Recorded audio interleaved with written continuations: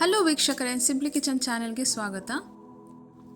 ಇವತ್ತು ನಾನು ಚಟ್ನಿ ಪುಡಿ ಹೇಗೆ ಮಾಡೋದು, ಇಡ್ಲಿ ಜೊತೆಗೆ, ದೋಸೆ ಜೊತೆಗೆ, ರೈಸ್ ಜೊತೆಗೆ ಎಲ್ಲದಕ್ಕೂ ಚೆನ್ನಾಗಿರುತ್ತೆ. ಒಂದು ಸ್ಪೂನ್ ತುಪ್ಪ ಹಾಕ್ಕೊಂಡು ಬಿಸಿ ಅನ್ನಕ್ಕೆ ಈ ಚಟ್ನಿ ಪುಡಿ ಹಾಕ್ಕೊಂಡು ತಿಂತಾಯಿದ್ರೆ ಎಷ್ಟು ತಿಂದರೂ ಗೊತ್ತೇ ಆಗೋಲ್ಲ, ಅಷ್ಟು ಟೇಸ್ಟಿಯಾಗಿರುತ್ತೆ. ನಾನು ಮಿನಿ ಇಡ್ಲಿ ಮಾಡ್ಕೊತಿದ್ದೀನಿ, ಸ್ಮಾಲ್ ಇಡ್ಲಿ ಸ್ಟೀಮರಲ್ಲಿ ನೀರು ಹಾಕಿ ಮಿನಿ ಇಡ್ಲಿ ಪ್ಲೇಟನ್ನು ಇಟ್ಟು ಹಿಟ್ಟು ಹಾಕಿ ಇಡ್ಲಿ ರೆಡಿ ಮಾಡ್ಕೋಬೇಕು. ಇಡ್ಲಿ ರೆಡಿ ಆಗಿದೆ. ಈಗ ಒಂದು 5 ಮಿನಿಟ್ಸ್ ಸ್ಟೀಮ್ ಮಾಡ್ತೀನಿ, ತುಂಬ ಮಾಡಲ್ಲ. ಇವಾಗ ಡ್ರೈ ರೋಸ್ಟ್ ಮಾಡ್ಕೊಳ್ಳೋದಕ್ಕೆ ಒಂದು ಪ್ಯಾನ್ ಇಟ್ಕೊಂಡಿದ್ದೀನಿ, ಸ್ಟವ್ ಆನ್ ಮಾಡಿಕೊಂಡು ಒಂದು ಚಿಕ್ಕ ಕಪ್ಪಷ್ಟು ಕಡಲೆಬೀಜ ಹಾಕಿದ್ದೀನಿ. ಮೊದಲು ಕಡಲೆಬೀಜ ಹಾಕ್ಕೊಂಡು ಹುರ್ಕೊಬೇಕು, ಡ್ರೈ ರೋಸ್ಟ್ ಮಾಡ್ಕೊಬೇಕೆಲ್ಲ. ಇದು ಸ್ವಲ್ಪ ಗೋಲ್ಡನ್ ಬ್ರೌನ್ ಬರೋ ತನಕ ಹಾಗೆ ಡ್ರೈ ರೋಸ್ಟ್ ಮಾಡ್ಕೊಬೇಕು. ಕಡಲೆಬೀಜ ಇವಾಗ ಸ್ವಲ್ಪ ಕಲರ್ ಚೇಂಜ್ ಆಗ್ತಿದ್ದಾಗೆ ಅರ್ಧ ಕಪ್ಪಷ್ಟು ಒಣಕೊಬ್ಬರಿ ಹಾಕ್ಕೊಂಡಿದ್ದೀನಿ ನಾನು.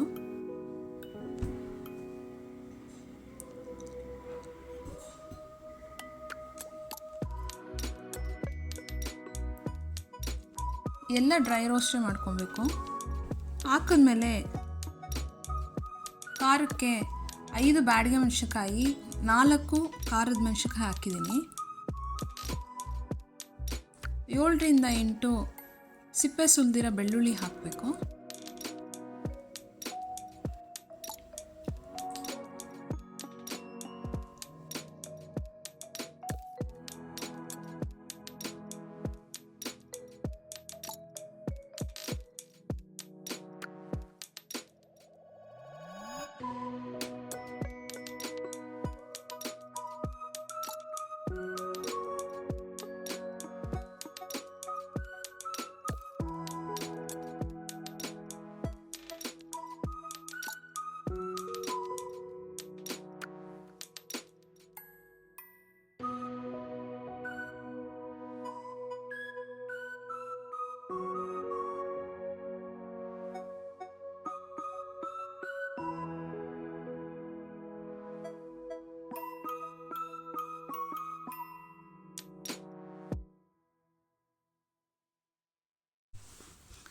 ಮೀಡಿಯಮ್ ಫ್ಲೇಮ್ ಮಾಡ್ಕೊಬೇಕು, ಹೈ ಫ್ಲೇಮ್ ಮಾಡಿಕೊಂಡ್ರೆ ಎಲ್ಲ ಸೀದೋಗಿರುತ್ತೆ.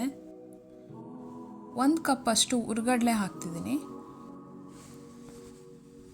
ಹುರ್ಗಡ್ಲೆನ ಯಾವಾಗಲೂ ಕೊನೆಯಲ್ಲಿ ಹಾಕಬೇಕು, ಇದು ಬೇಗ ಫ್ರೈ ಆಗಿಬಿಡುತ್ತೆ ಅದಕ್ಕೆ.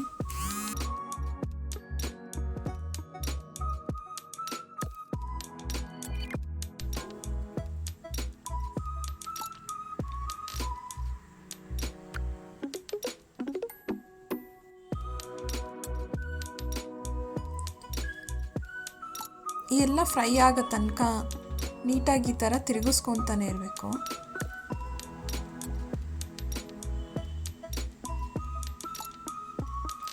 ಸ್ವಲ್ಪ ಗೋಲ್ಡನ್ ಬ್ರೌನ್ ಬರೋ ತನಕ ಎಲ್ಲ ಫ್ರೈ ಮಾಡ್ಕೊಬೇಕು.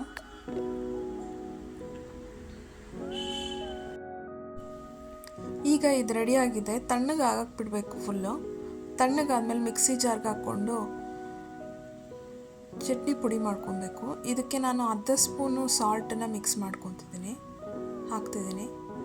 ಸ್ಟವ್ ಆನ್ ಮಾಡಿಕೊಂಡು ಇಡ್ಲಿನ ಫ್ರೈ ಮಾಡ್ಕೊಳ್ಳೋದಕ್ಕೆ 1 ಸ್ಪೂನಷ್ಟು ಎಣ್ಣೆ ಹಾಕಿದ್ದೀನಿ.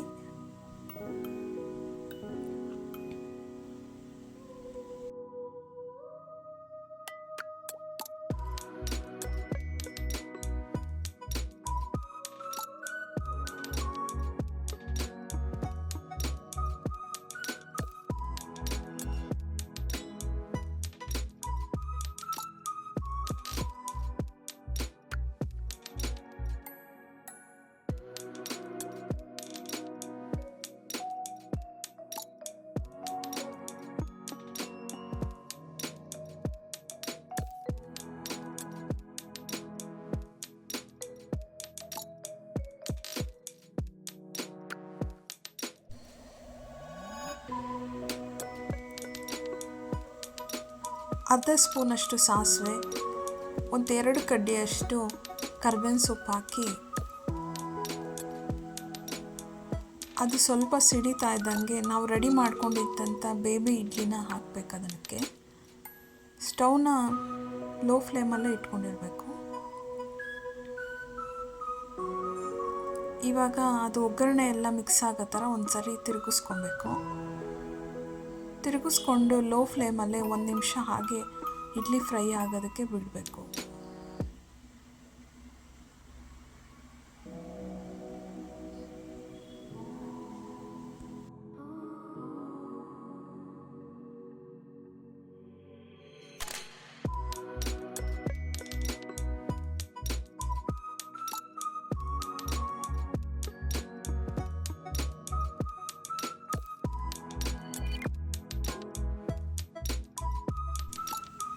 ಈಗ ಇದಾಗಿದೆ.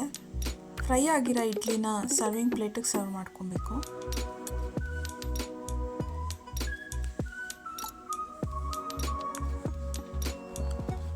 ಈಗ ಇಡ್ಲಿನೂ ರೆಡಿ ಇದೆ, ಚಟ್ನಿ ಪುಡಿನೂ ರೆಡಿ ಇದೆ. ಇದು ಮಕ್ಕಳಿಗೆ ತುಂಬ ಇಷ್ಟ ಆಗುತ್ತೆ. ನಮಗೆ ಎಷ್ಟು ಬೇಕೋ ಅಷ್ಟು ಮೇಲೆ ಈ ಥರ ಹಾಕ್ಕೊಂಡು ತುಪ್ಪ ಹಾಕ್ಕೊಂಡು ತಿಂತಾಯಿದ್ರೆ ತುಂಬ ಚೆನ್ನಾಗಿರುತ್ತೆ. ನಾನು 2 ಸ್ಪೂನಷ್ಟು ಚಟ್ನಿ ಪುಡಿ ಹಾಕಿದ್ದೀನಿ ಅಷ್ಟು ಇಡ್ಲಿಗೆ.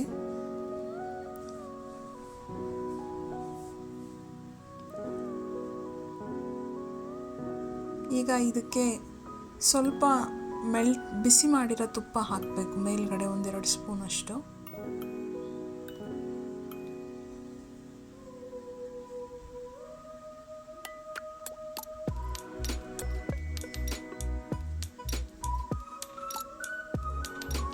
ಈಗ ಇಡ್ಲಿ ಪುಡಿ ಜೊತೆ ಇಡ್ಲಿ ರೆಡಿ ಇದೆ, ರೆಡಿ ಟು ಸರ್ವ್. ನಾನು ಮಾಡಿರೋದು ನಿಮ್ಗೆ ಇಷ್ಟ ಆದರೆ ಲೈಕ್ ಮಾಡಿ, ಸಬ್ಸ್ಕ್ರೈಬ್ ಮಾಡಿ.